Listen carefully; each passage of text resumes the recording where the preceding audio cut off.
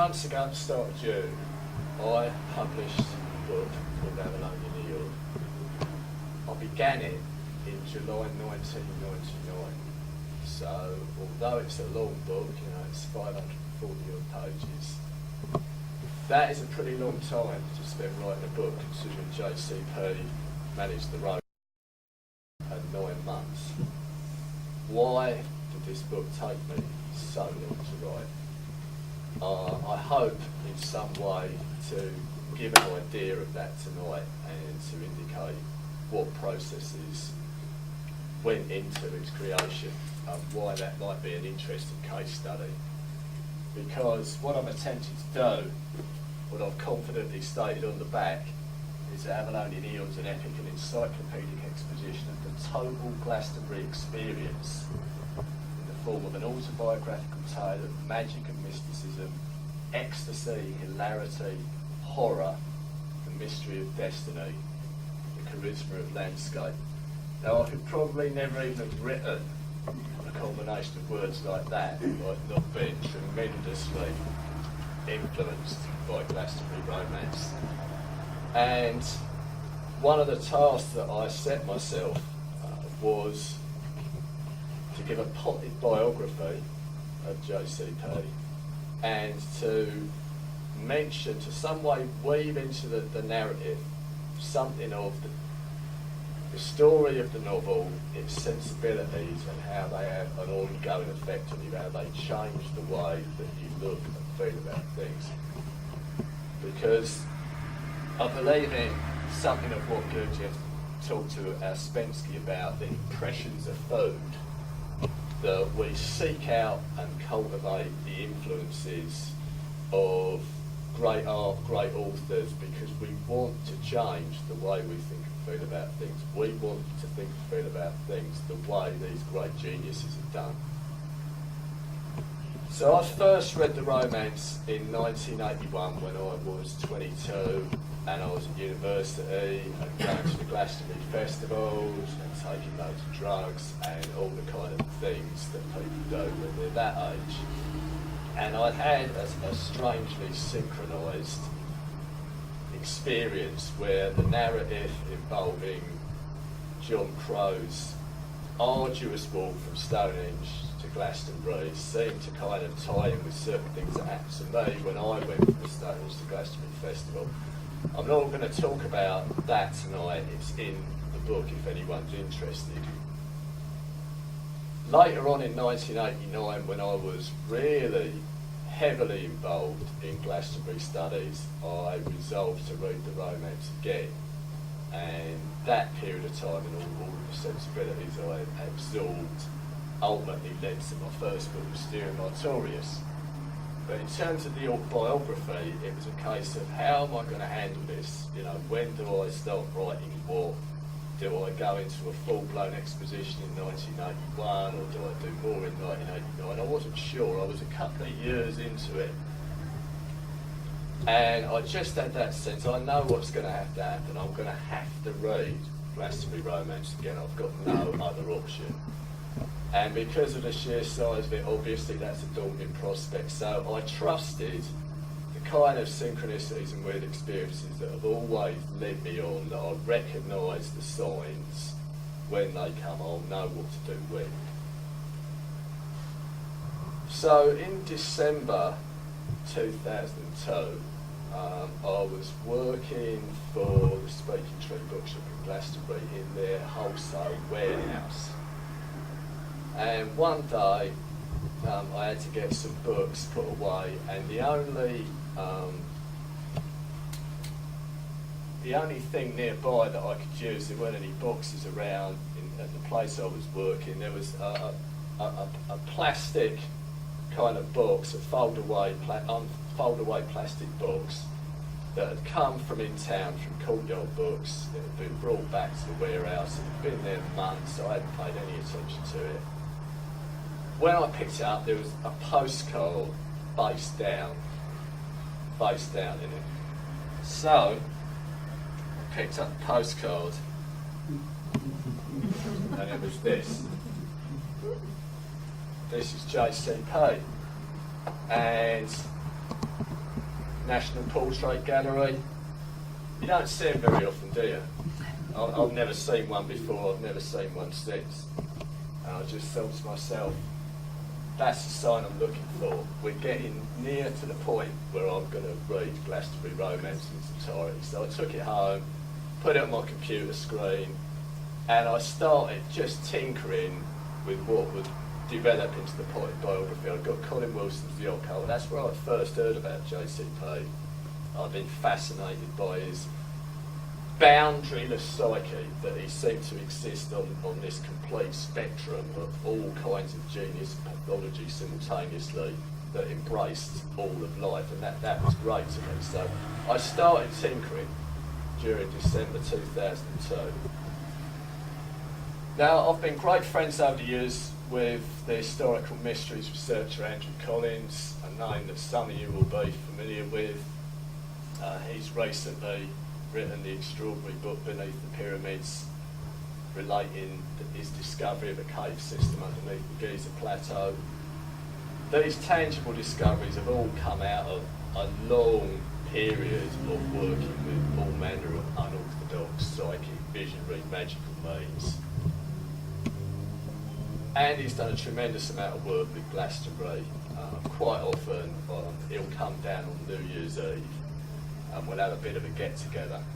That particular year, he and one of his friends, Richard Ward, had purchased a job lot of remarkable magical artefacts from an author called Fred Gettins, which had originally been created by an artist called Graham Fenn Edwards. And Edwards is an interesting character. He'd actually been living in the house in Whitby where Bram Stoker had written some of Dracula, and he'd been carving these amazing things. There was one called a demon caller, which was an antelope horn, a twisted antelope horn that had got a carving of like a demonic head on one end of it, and the mouthpiece was formed into the lips female vulva. So you kind of blew into this horn and produced this remarkable noise from it. And Andy had bought one of these, and he'd also, for people that are interested, because he knows Carl McCoy of the goth band Fields of the Nephilim, this demon caller ended up on the first track of a Nephilim album called Morning Sun that came out shortly after that. And he'd also bought a statue of Abraxas. So I said, well, why don't you bring these items down to Glastonbury for New Year's Eve then? So on New Year's Eve, on the tour, in mist that was virtually fog, this demon caller gets the work out. And it was like, if people have seen the Lord of the Rings films, I think there's a few mighty great trumpet horns featured in them. The sound went out into the mist, and then a long time later came echoing back as if from some other world, some other dimension back to us. It was startling stuff. And we did a visionary meditation where we imagined that the tour was hollow, that a great doorway of light opened up in it, and Gwyneth Blood, who's the leader of the Wild Hunt, came galloping out on a horse with a whole bunch of these spectral beings behind him. And that was our New Year's Eve. And then the next day we went into Glastonbury Abbey, and at my instigation, this statue of Abraxas, and this is quite a full-on statue of Abraxas, about a foot tall, human form, ichthyphallic, in other words, with a big erection and a rooster's head. Put it on the altar in the Mary Chapel in Glastonbury Abbey. Now, you may well think, what on earth were you doing that for? You know, this is the most appalling blasphemy. What was your justification for such a thing? And my justification was one of the mysteries of the early Middle Ages in Glastonbury. There was an abbot, I'll call him Sefrid Palokin, whether that's how you pronounce his name, I have no idea, because there's not a lot of people with that name about anymore. He was only abbot for 5 years, between 1120 and 1125. Didn't really distinguish himself, went on to Chichester where he was ultimately deposed for sodomy. Centuries later, his body's disinterred and it's found that he's wearing an abraxas ring. What is an abbot, a 12th century abbot, doing wearing a Gnostic deity? So I've always felt there was a bit of potential Glastonbury heresy there. And I'm very into Jung, and I'm particularly interested in his 7 Sermons to the Dead, a pivotal work of his from 1916, where he went into a strange visionary state and produced what you might call automatic writing, which is supposedly a sermon from the Gnostic teacher Basilides on the Gnostic deity Abraxas. So I've got the 7 Sermons from the Dead in Glastonbury Abbey, and I read out this little piece with the Abraxas statue on the altar. Abraxas is undefinable life itself, which is the mother of good and evil alike. He is the brightest light of day and the deepest night of madness. He is both the radiance and the dark shadow of man.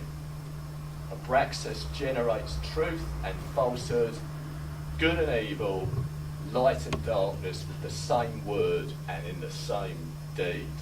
Therefore Abraxas is truly the terrible one.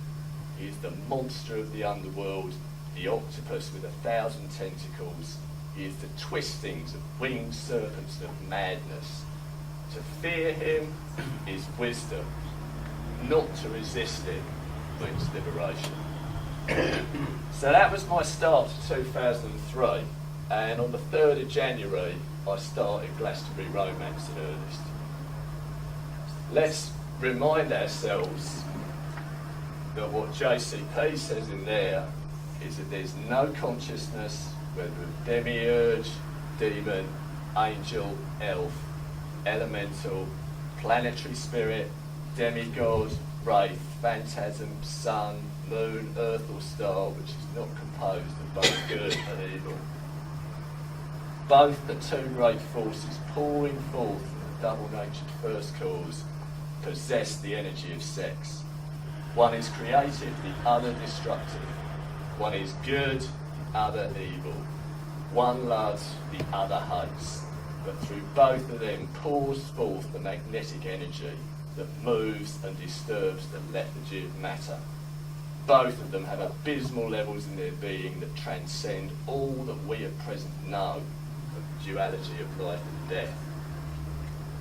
So I was mindful that it was quite a strange brew that was starting to cohere at this point in terms of my life and the input that I was indulging in. And at that point, I'm in the warehouse, it's the first week or so of January 2003, I'm reading the romance and we get a call from one of our suppliers. We've got 800 copies of Glastonbury Romance. Again, it's not very often that this level of input makes itself apparent around JCP. There'd been about a dozen copies of it around at that point. So before I know where I am, 800 copies of it have turned up.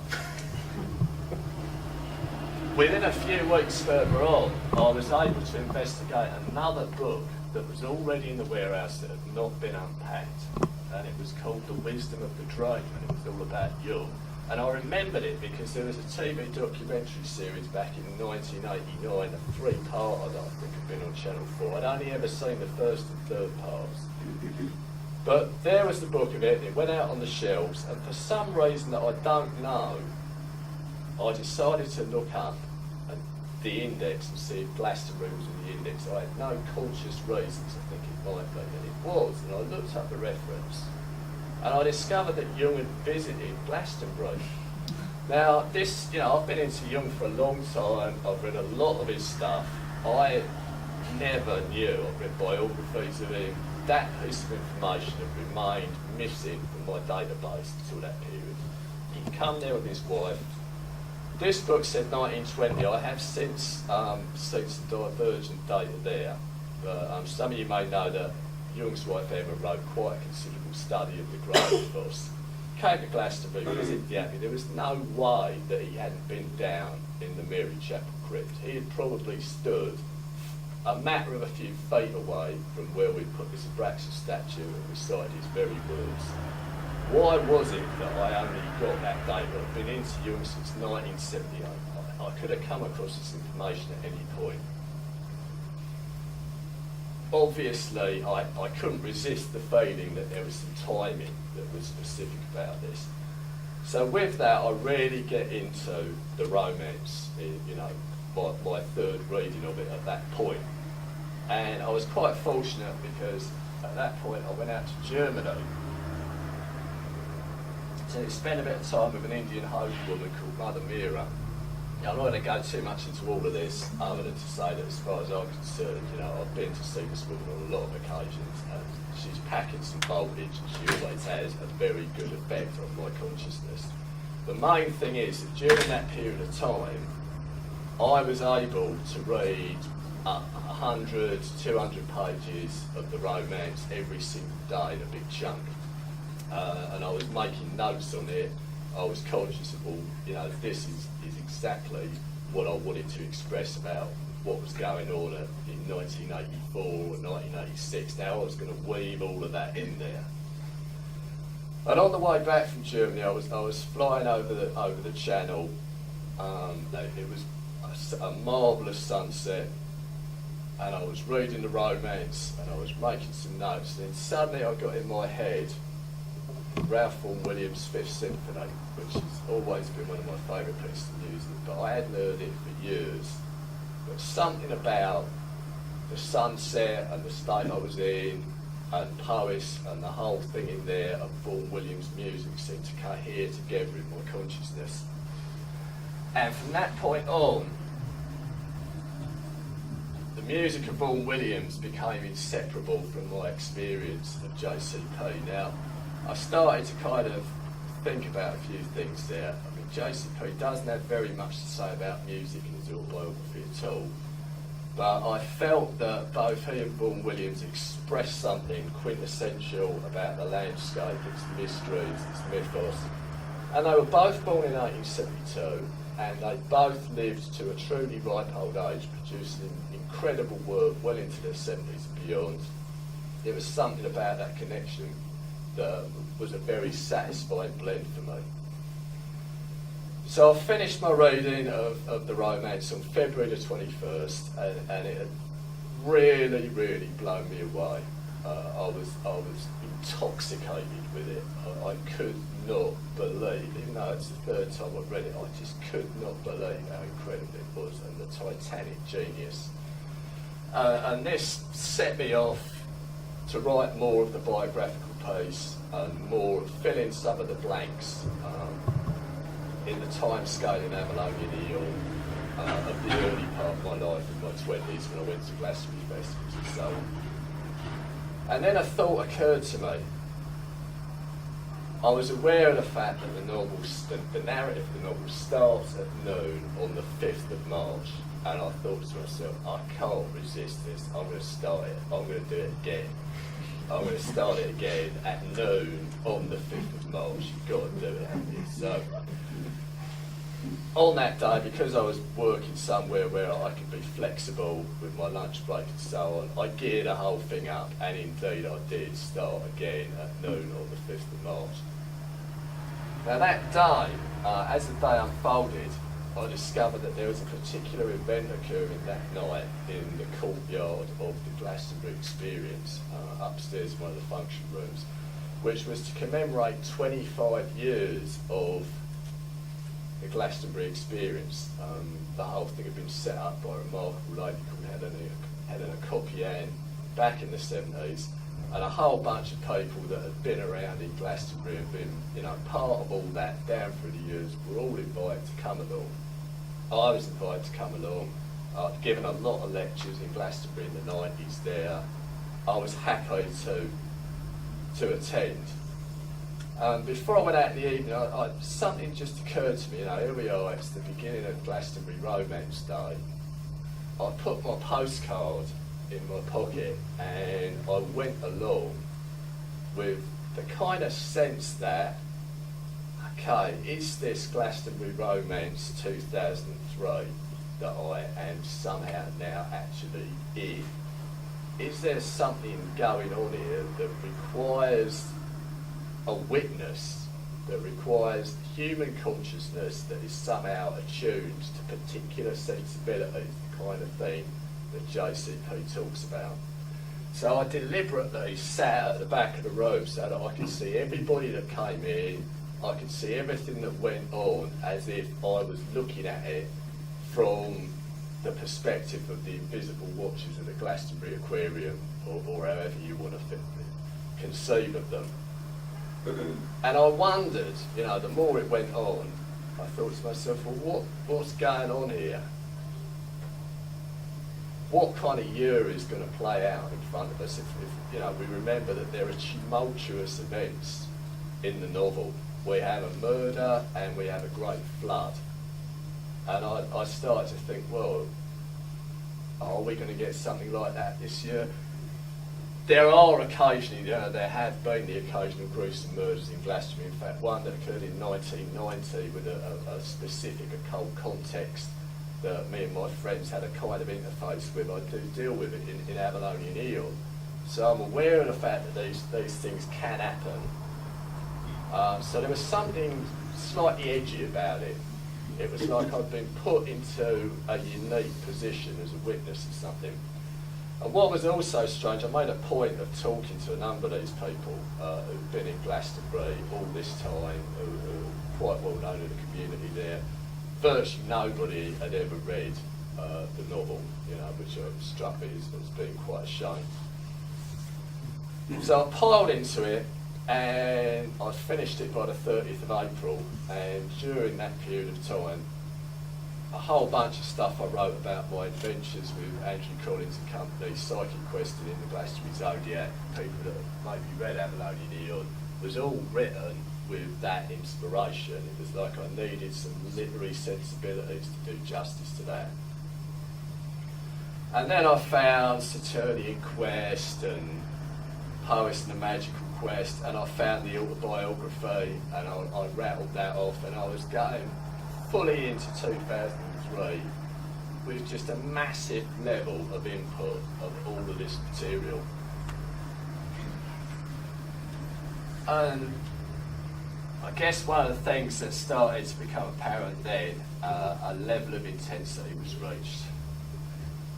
And there's a quote from Glastonbury Romance: "What none of you people in Glastonbury seem to understand," Mr. Evans went on now, "is that the place is charged and soaked with a desperate, invisible struggle."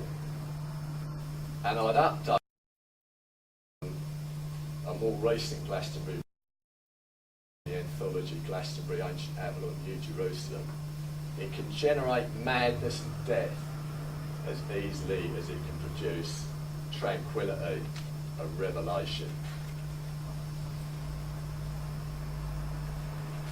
In the first 10 days of September, it was pretty obvious to a few people that something was not right.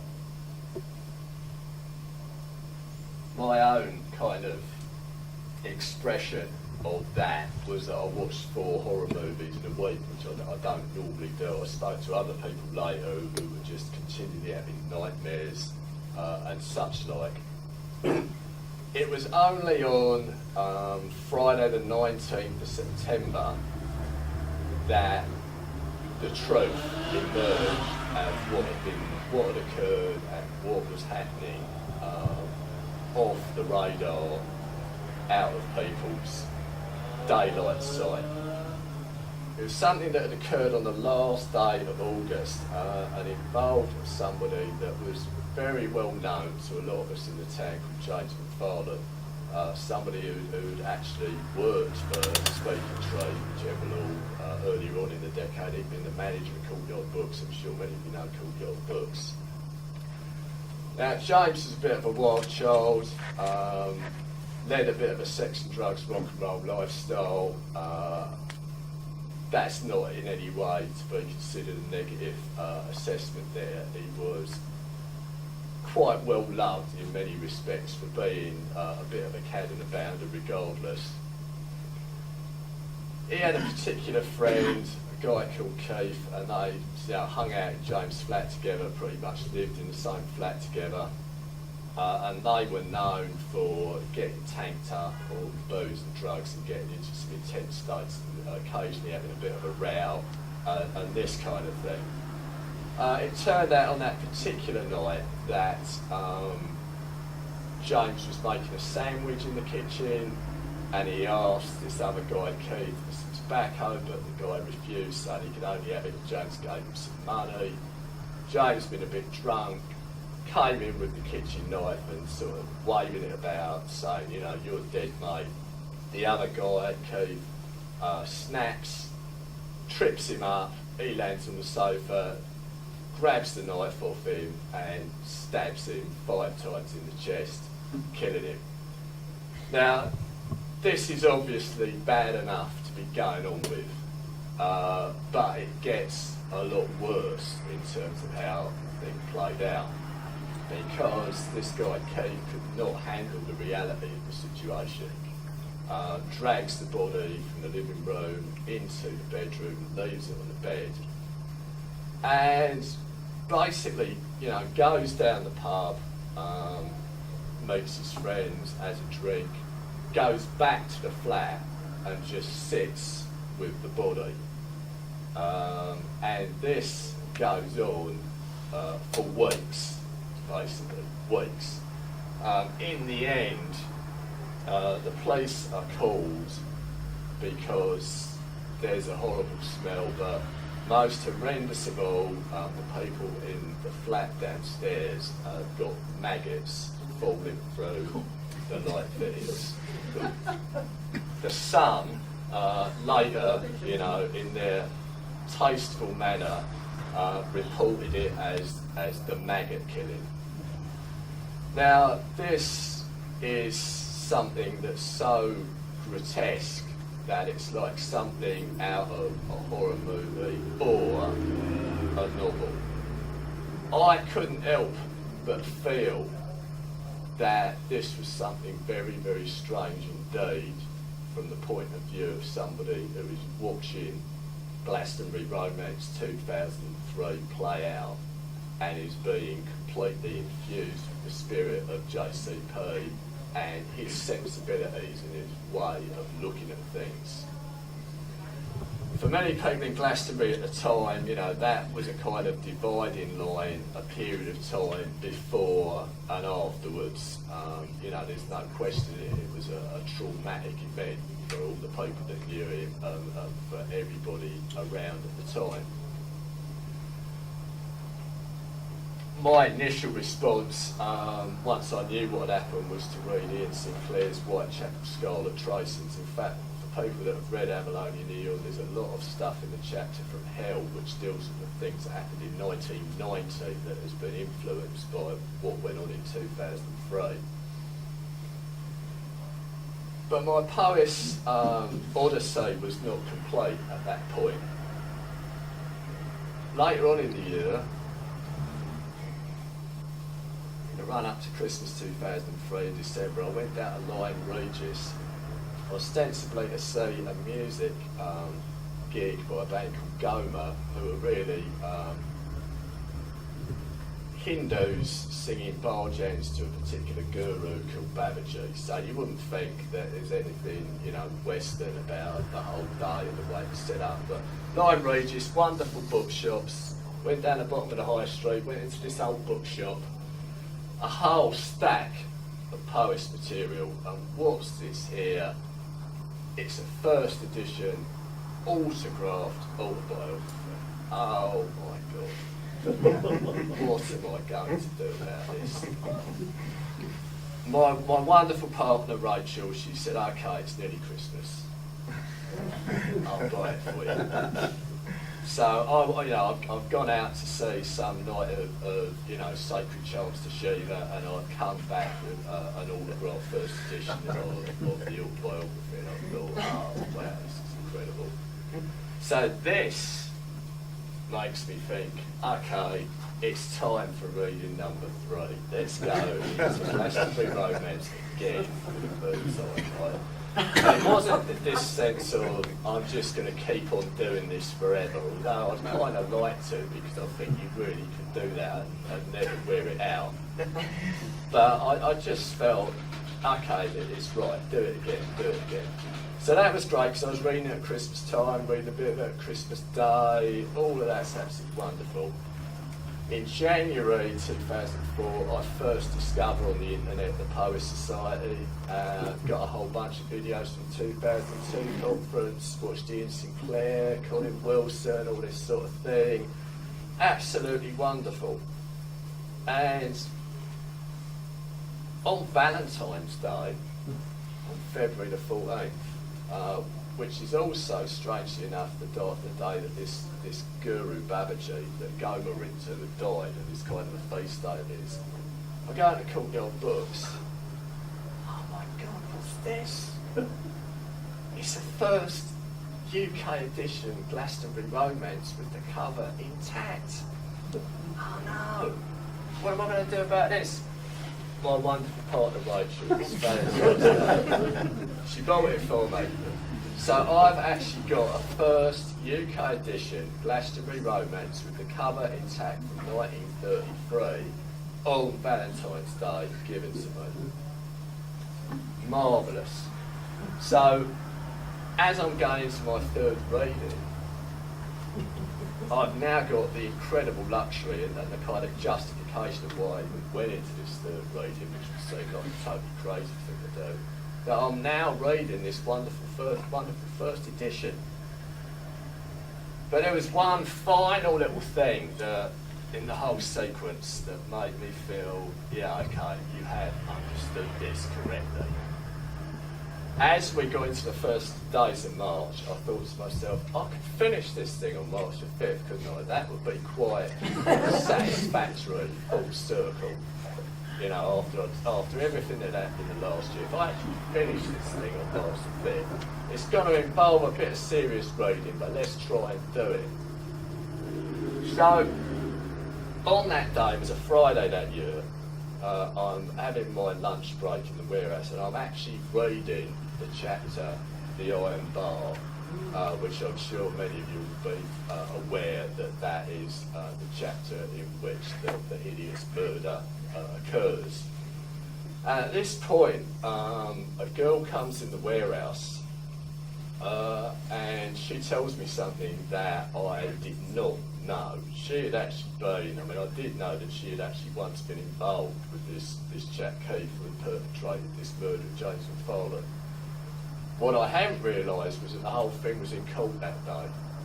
She had actually been there, and she came into the warehouse and told us that he had been sentenced that day. So in other words, the closure on this murder was actually on March the 5th the next year, on the very day that I am reading the Iron Bar chapter to finish my 3 enormous great readings of Glastonbury Romance. And I'm sure you'll agree that it would be difficult for me in that circumstances not to feel that I had connected to something very, very strange indeed, and that there was some understanding of what was going on that was trying to work its way through, and that somebody needed to be primed with JCP in order for this to happen. And that gives you some kind of idea of why it took me so long to write Avalonian Aeon, because at each step of the way, the contents were so psychoactive, stirred up so many synchronicities, stirred up so many strange events, that sometimes things took years to put into place. So while almost all of the material that I've talked about tonight is not actually featured in Avalonian Aeon, the intensity of all of that and my feelings around it are nonetheless woven into the creative process and are a vital part of how I have portrayed my potted biography of JCP and the way his sensibilities have worked their way through my Glastonbury Odyssey. And to a certain extent, likewise, They feature in my Mysterium Artorius. And it obviously leads me back round to the very strange beginning of 2003. I mean, okay, I've started the romance on the 5th of March, but I've been we've had this demon caller, and Gwyn, the Lord of the Underworld on New Year's Eve. We've had a Braxis on the altar in Glastonbury Abbey. To what extent can you know, some people might say, you know, you've done some dark stuff here and you've caused this to happen. And what I would say is, no. We have participated in some situation which is beyond the conscious understanding of anybody that is involved in it. You know, the invisible watchers for the Glastonbury Aquarium might well know all, but they are not telling. They are only allowing us to see particular things. People of various temperaments, various abilities are called into place to be witnesses of and to play out parts of certain archetypal dramas. And when you have a genius writer like JCP, he plugs into the archetypal minds in such a way that even though the external trappings of Glastonbury in terms of the hippie era and the drugs and the magic and the mysticism seems to be so much more apparent now. You know, it seems on the surface to be so different to what it was like back in the late 20s, the early 30s.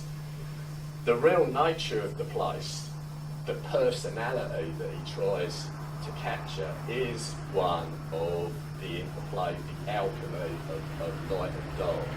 The mythology tells us Glastonbury is potentially a doorway to the underworld, to the other world, to the land of the dead, the land of the ancestors. How we understand that, you know, sometimes modern sensibilities respond with a kind of fear and a denial. On a Jungian level of the game, the more you deny and repress these things, the more horrific the balancing compensation is going to be. I think a certain something of that is maybe apparent in the horrors that occasionally play themselves out now. But there remains that essential mystery, and there remains that edginess. You know, Glastonbury's not the fluffy bunny capital that some of its theories like it to be. There is always something powerful lurking just beneath the surface, and it can come out as agony or ecstasy, or as a combination, a unity in diversity of all those things. And although some of this whole thing was quite disturbing and quite weird, I felt absolutely marvellous to have had such a huge dose of JCP during this period of time, and to be able to see in the present day the way in which his genius has given expression to the truth of Glastonbury, essentially for all time. So that's where I'll leave it now, as wrapping up the general idea of what I've got to say. But of course, I welcome any feedback, and I'm around in the course of the weekend. And you are cordially invited to buy my books if you want to. They're upstairs. So it's been great. After seeing the videos of the 2002 conference back in the beginning of 2004, I just thought that looks like a great gig. I'd love to do that. So it goes. So thank you everybody for listening. Thank you, Paul.